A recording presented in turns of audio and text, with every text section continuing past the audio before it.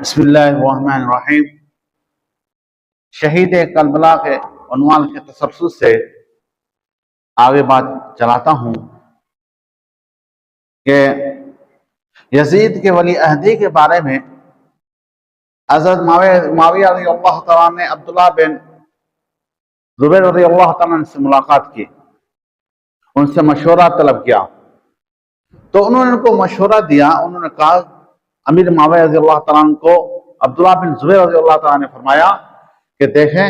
خلافت کا معاملہ خلافت نبوت سے ہے اور یہ ایک اہم اور دینی معاملہ ہے۔ آپ اس میں وہ طریقہ اختیار کریں جو رسول اللہ صلی اللہ علیہ وسلم سے ابو بکر و عمر کا ہے، نہ کہ وہ طریقہ اختیار کریں جو بادشاہوں حکمرانوں کا ہے۔ آپ ایسا کریں، یا تو چھوڑ دو، ہل اور عقد والوں لوگوں کے ہاتھ میں چھوڑ دو، وہ جس کو چاہے انتخاب کریں، یا آپ جیسے رسول ابو بکر صدیق رضی اللہ تعالیٰ عنہ ہوا، یا ابو بکر صدیق کا طریقہ اختیار کریں کہ انہوں نے اپنے بیٹے یا رشتہ دار کو ولی عہد نہیں بنایا بلکہ ایک ایسے شخص ولی عہد بنایا جو وہ واقعی ولی عہد کا جو خلیفہ بننے کا اہل تھا۔ یا آپ کیا کریں، حضرت عمر رضی اللہ تعالیٰ عنہ کا طریقہ اختیار کریں کہ جنہوں نے 6 بندوں کا منتخب کیا اور اس میں اس کو کوئی رشتہ دار یا بیٹا نہیں تھا۔ پھر یہ بات ہے کہ یزید، ایک تو یہ بات ہے کہ یزید امیر معاویہ رضی اللہ تعالیٰ عنہ کا فرزند تھا، اس وجہ سے۔ دوسری بات یہ تھا کہ وہ یہ حضرات یہ جانتے تھے، یعنی حسین رضی اللہ تعالیٰ عنہ، حضرت ابو بکر، عبد الرحمن بن ابو بکر، عبداللہ بن عباس، عبداللہ بن عمر رضی اللہ تعالیٰ عنہ، عبداللہ بن زبیر رضی اللہ تعالیٰ عنہ، کہ یہ فاسق و فاجر ہے۔ بدایہ و نہایہ میں انہوں نے ساتن لکھا، تارک الصلاۃ فی بعض اوقاتہا، نماز کو چھوڑ دیتا تھا، وہ اس کا شہوت پست تھا اور بہت سے فسق تھے، اس وجہ سے انہوں نے بیعت سے انکار کیا۔ عبداللہ بن زبیر رضی اللہ تعالیٰ نے سراحتاً انکار کر دیا، میں اس پہ بیعت نہیں کروں گا۔ پھر امیر معاویہ رضی اللہ تعالیٰ عنہ مدینہ منورہ آئے، جب 51 ہجری میں مدینہ منورہ آئے تو انہوں نے سب سے پہلے امیر عائشہ رضی اللہ تعالیٰ عنہ سے شکایت کی کہ یہ لوگ جو ہیں میری بات مانتے نہیں اور یزید کے ہاتھ بے بیعت کرتے نہیں ہیں، اس کی خلافت کو مانتے نہیں ہیں، حالانکہ عراق، شام اور پورے عالم اسلام میں اس کی بیعت ہو چکی ہے۔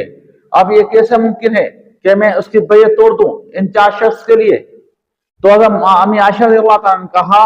کہ دیکھو، یہ بات تم کہہ رہے ہو، یہ بات صحیح ہے، لیکن میں نے سنا ہے تم لوگوں کو دھمکا رہے ہو، قتل کی دھمکی دے رہے ہو۔ حضرت معاویہ رضی اللہ تعالیٰ نے انکار کیا، فرمایا میں نے اس طرح نہیں کی، یہ جھوٹ اور غلط بات ہے۔ تو امی عائشہ رضی اللہ تعالیٰ نے امیر معاویہ رضی اللہ تعالیٰ عنہ کو فرمایا کہ آپ ان سے نرم لہجے سے گفتگو کریں، ان کا احترام کریں۔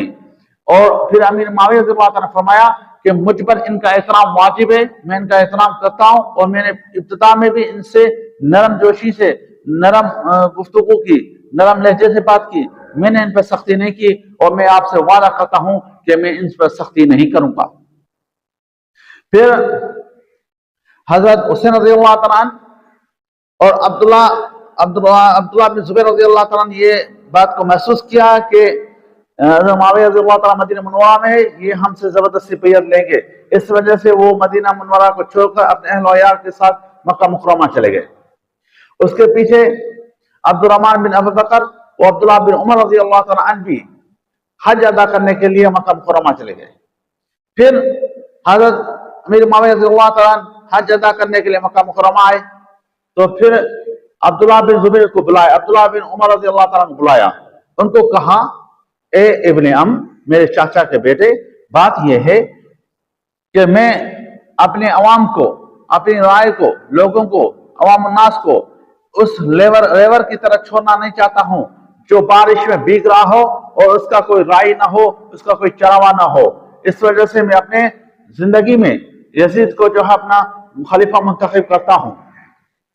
تو آپ اس پہ مخالفت نہ کریں۔ اور آپ نے خود تو کہا کرتے تھے کہ مجھے ایک رات بھی ایسا گوارا نہیں جو میں بغیر امیر کے گزاروں، تو آپ ابھی यजीद के बैत की मुखालफत किस तरह कर सकते थे? आप मुसलमानों के बीच में तफर्रका क्यों पैदा कर रहे हो? अब्दुल्लाह बिन उमर रज़ी अल्लाह तआला अन्हु को जब अमीर मुआविया रज़ी अल्लाह तआला ने इस तरह कहा, तो अब्दुल्लाह बिन उमर रज़ी अल्लाह तआला ने फरमाया कि देखें, मैं मुसलमानों के तफर्रुका के ज़ामिन नहीं बनूंगा, जिम्मेदार नहीं बनूंगा। हाँ, ये बात है, अगर तमाम मुसलमान एक तरफ हो गए तो मैं उनकी राय लेकर चलूंगा, उनके अंदर शामिल हो जाऊंगा, लेकिन यजीद के हाथ में बैत नहीं करूंगा, वो इसका अहल नहीं है। फिर अब्दुल्लाह बिन उमर ने भी यही बात कही कि आप हज़रत अबू बकर का तरीका इख्तियार करें या हज़रत उमर का तरीका इख्तियार करें, ये हुक्मान और बादशाह वाला तरीका छोड़ दें।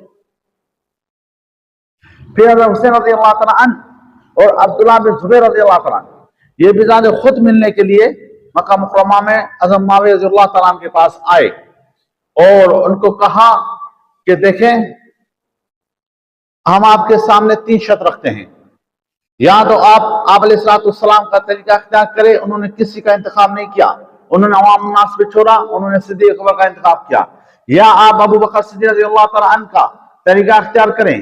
कि उन्होंने ऐसे शख्स का इंतखाब किया जो उसका अहल भी था और उसके औलाद या रिश्तेदार नहीं था।